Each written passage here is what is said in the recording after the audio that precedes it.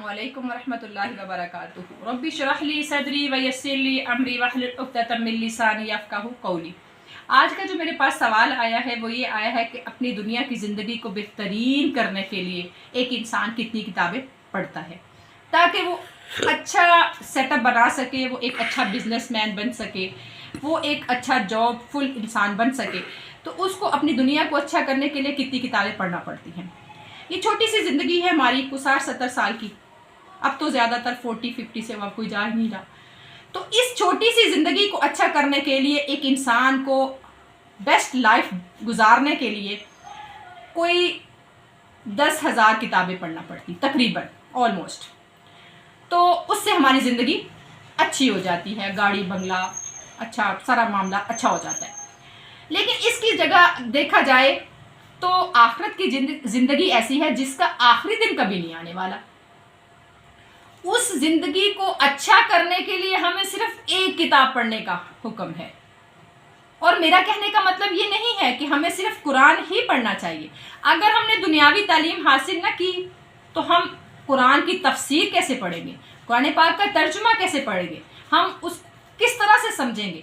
एक दुनियादारी पढ़ा हुआ शख्स जो है, दुनियादारी का इल्म पढ़ा हुआ शख्स अगर दीन सीखना चाहे तो वो अच्छा दीन सीख सकता है। तो अब एक किताब जो है अल्लाह ने भेजी है दुनिया के अंदर, वो वाली ज़िंदगी सही करने के लिए जो आखिरत में शुरू होने वाली है और जिसका आखिरी दिन कभी नहीं आएगा, वो एक ही किताब है। हर इंसान को चाहिए कि वो रोज़ एक आयत लाजमी सीखे या सिखाए या सुने, क्योंकि नबी सल्लल्लाहु अलैहि वसल्लम ने किया कि मैंने सहाबाए किराम तुम में से 100 नफल कौन पढ़ता है। तो नबी सल्लल्लाहु अलैहि वसल्लम से सहाबाए किराम ने फरमाया या नबी 100 तो नहीं पढ़ते लेकिन हम पढ़ते हैं। तो नबी सल्लल्लाहु अलैहि वसल्लम ने फरमाया कि ये तो बहुत आसान है। तो उन्होंने पूछा या नबी अल्लाह आसान किस तरह से है। तो नबी सल्लल्लाहु अलैहि वसल्लम ने फरमाया कि एक शख्स अगर एक आयत सीखता है, उसको समझता है, अमल करता है तो उसको 100 नफलों का सवाब है। और एक हदीस के अंदर आता है कि उसको मकबूल हज का सवाब है। एक और हदीस के अंदर आता है कि जब तालिब इल्म बंदा सो जाता है तो 14 तबक की मखलूक उसके लिए बख्शिश की दुआएं करती है। जब तालिब इल्म अपने घर से निकलता है उसके पाँव पे पड़ने वाले गर्द के ज़र्रात जो है वो भी अल्लाह ताला एक नेकी लिखता है हर ज़र्रे के बदले में। फिर उसके सो जाने के बाद 14 तबक की मखलूक उसके लिए दुआएं करती है। जब वो घर से निकलता है तो फरिश्तों के परों के ऊपर वो पाँव रखता है। बाजार तो वो दुनिया में चल रहा होता है लेकिन असल में रियल में जो है वो फरिश्तों के परों पे पाँव रख के चलता है।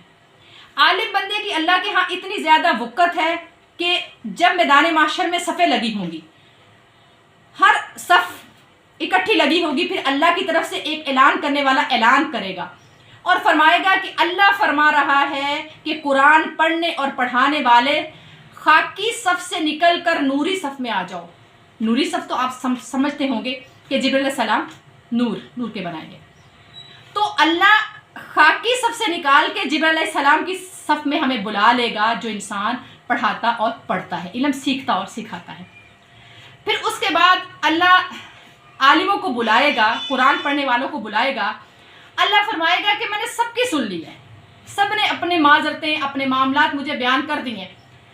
ऐ शख्स, तू दुनिया में कुरान पढ़ा और पढ़ाया करता था, तू अब कुरान ही पढ़, मैंने तुझसे सिर्फ वही सुनना है। फिर वो शख्स कुरान पढ़ना शुरू करेगा, वो हाफिज़, वो आलिम कुरान पढ़ना शुरू करेगा। जहाँ पे उसकी आखिरी आयत होगी वहाँ पे उसका महल बना दिया जाएगा जन्नत के अंदर, और वहाँ भी एक आयत के बदले एक नेकी भी लिखी जाएगी, एक दर्जा भी बुलंद कर दिया जाएगा। और यहाँ दुनिया में भी इंसान एक आयत जब सीखता है तो उसको एक अजर भी मिलता है और सदका जारिया बन जाता है ता क़यामत। जब भी वो कोई सीखता है या सिखाता है, उससे अमल करता है तो उसके लिए सदका जारिया है।